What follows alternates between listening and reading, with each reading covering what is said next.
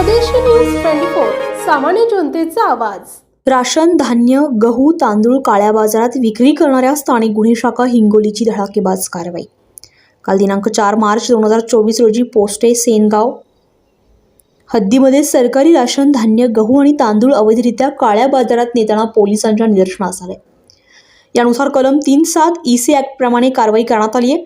Ration card धारक सामान्य जनतेला कमी दरात शासनाने उपलब्ध केलेले अन्नधान्य राशन दुकानदार यांच्या संगणमताने नियमबाह्य विक्रीकरिता नेत असताना स्थानिक गुन्हे शाखा हिंगोलीच्या पथकाने कारवाई करून आरोपी शेख जावेद शेख निजामुद्दीन राहणार रिसोड, आयुब राहणार नरसी, सलीम अली राहणार रिसोड यांना मुद्देमालासह अटक करून मुद्देमाल जप्त करण्यात आलाय। यामध्ये राशन धान्य गहू आणि तांदूळ 1,44,224 रुपये एक टेम्पो किंमत, तसेच 4 लाख रुपये एकूण मुद्देमाल असा एकूण 5,44,224 रुपये किमतीचा एकूण मुद्देमाल जप्त करण्यात आलाय।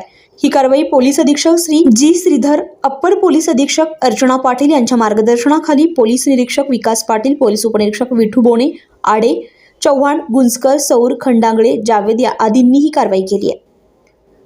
स्वदेशी न्यूज साठी अजमत खान।